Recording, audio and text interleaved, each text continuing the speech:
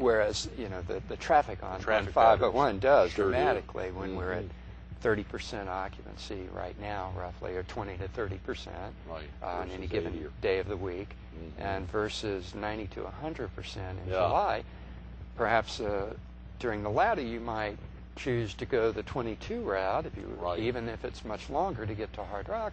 You might be in a little, and your kids in the back seat might be in a little better frame of mind by the time you got there. So, versus right now, going straight up 501 might be the best option for you. An easy shot, So, certainly both the signage and the infrastructure itself matters. A lot of things come into play. As you broke through some of these examples here on the computer and highlighted, as you said, the students in their clusters of 3 are all breaking out the different examples, whether it's a hotel, a condo project, timeshare, vacation ownership, as you talked about. And as you were showing me some of the fascinating even difference in sizes from an 11-acre site, if they do a 1,500-room hotel versus a 200-room hotel. I mean, the students, they're really, I guess there's probably even not infighting, but some back and forth inside their little groups of 3. Oh, I'm sure that's the case. And certainly even we have the groups evaluate each other, too. We have both the students evaluate within the groups, and then the groups evaluate each other's work. So, so there is a lot of difference of opinion, and they do, actually there are 3 deliverables in the class. So they do one, and then the next phase, and then finally when we invite the public in, it's the last of 3 deliverables. I like it. But is this a class, the one that you created with this in mind, or is this something that had been done for years prior to your arrival? It sounds very novel. I mean, that idea of giving just a blank slate, that tabula rasa to a cluster of students, for them to say, has anyone ever gone off track and said, well, you know, this site is not going to work at all for a hotel. It really will do well for a condo project, and the highest and best use aspect there. Yes, and I think what you noticed when you saw the different write-ups on each of those properties, one might have a 1,500-room hotel and a 200-room condo hotel, and the other might have a 500-room condo hotel and a 100-room hotel. I saw that.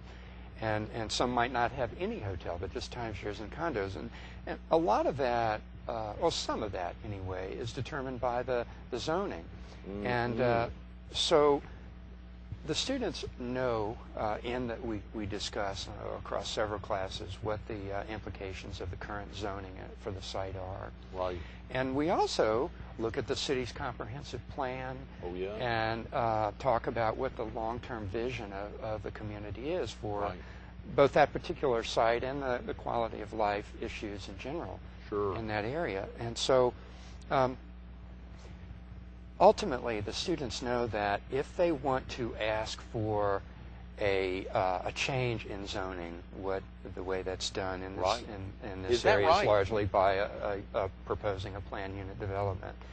They have to become familiar with what that process involves.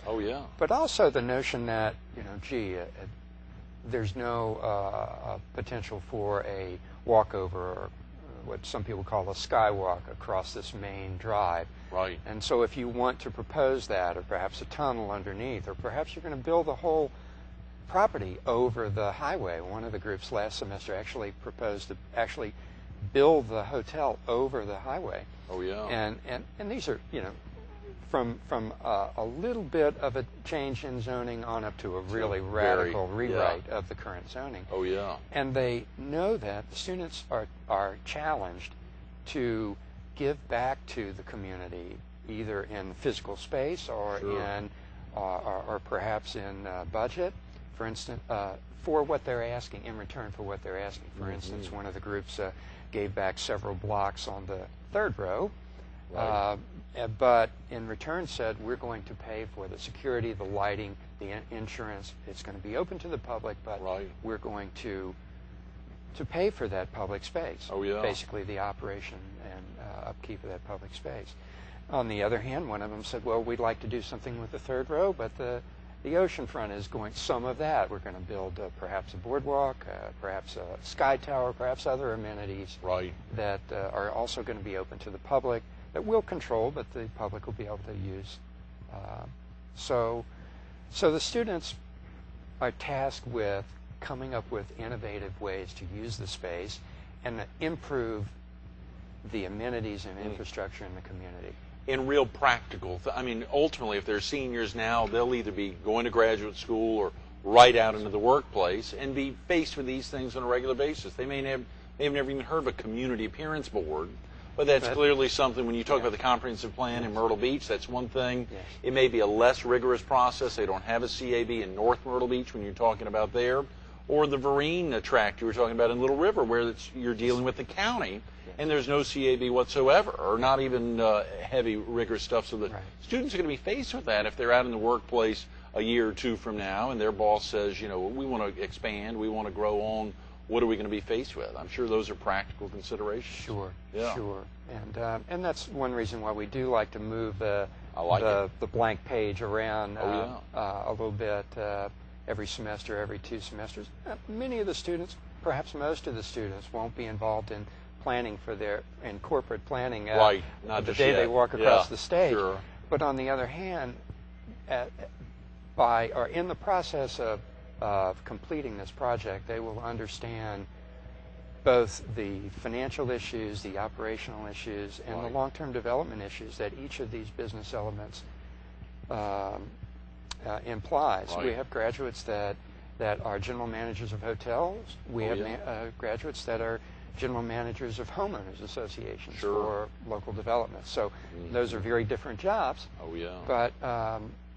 But in the process or in the course of completing this project, they have an opportunity to think about those issues. One of the questions I'd written, I think you've more or less gotten into it, how is it related to the educational mission of the Resort Tourism and Management Program? I think you've more or less answered that, but not totally. And we just got a couple of minutes, Taylor. I want to make sure you have a chance, because obviously a lot of what you're doing with the Brittain Center there really has to tie into the practical mission of the school setting. Sure.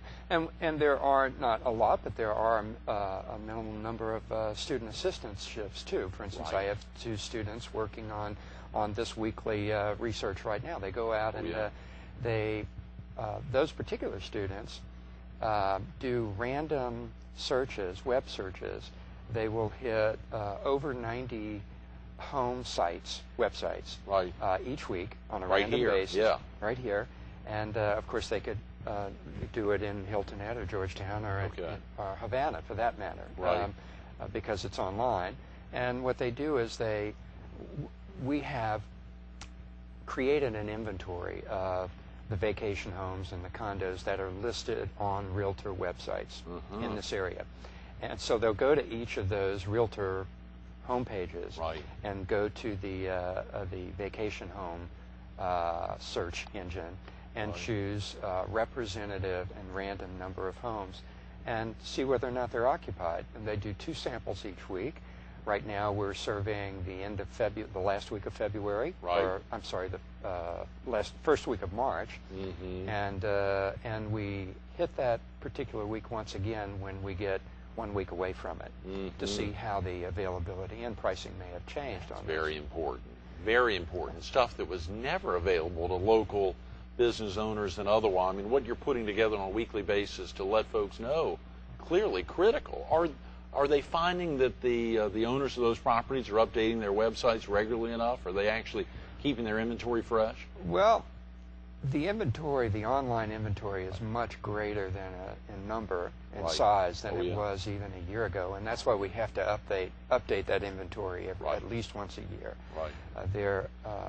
A year ago, we found more than 1,500 homes available, for which the availability of those homes was known online or could be known by hitting the website. When we first started doing this 4 years ago, there were only about 500 homes available online. And perhaps some of those homes have been built, but more realistically, it's more the case that there's just more of the inventory is online now than it used to be. I love it. Taylor, are you seeing that the folks who come in for that 3rd session, when they're going through, I mean, the locals who actually show up at the sessions, are interfacing a lot with the students and giving them some great practical feedback. And at that group, of course, I also open it up to the I teach a freshman class as well. Right, even better. And the freshmen are asked to come and be in that third presentation, that is, to be in the audience. Right. And last semester, I had some freshmen come up to me after the class, and they said, geez, you know, we had no idea it was going to be like this. We had no idea that we're going to be real professionals in the audience. We thought it was just going to be you. Yeah. I thought, well, okay. But that's great. And they said, you know, I noticed you were taking notes. And I said, yes. First off, they asked some really tough questions, and some there were answers to. Some the students had answers to them that seemed to be okay, and some of them didn't. So, and one of them said, and I wrote down the ones that they didn't know the answer to, because when I get to the class, I want to know the answer to that question. That is great. So that's got to give you either chill bumps or send it up your, really get you excited. Yeah, that's really what it's about. That's great. Taylor, I'm sorry we've run out of time. Thanks so much for being with us this morning. Nice to see you, Greg. Absolutely. Stay tuned to more Carolina People with Dr. Taylor Damonte of Coastal Carolina University coming up next. Could it be any more practical than what he just shared with us the last 25 minutes? Could it be any more practical than that, whether it's weekly, monthly, 6-week performance averages? This is critical stuff, even annual, looking back. This lodging study and the resort, the tourism economy study happening every day. Dr. Taylor Damonte and his students really impacting our local economy.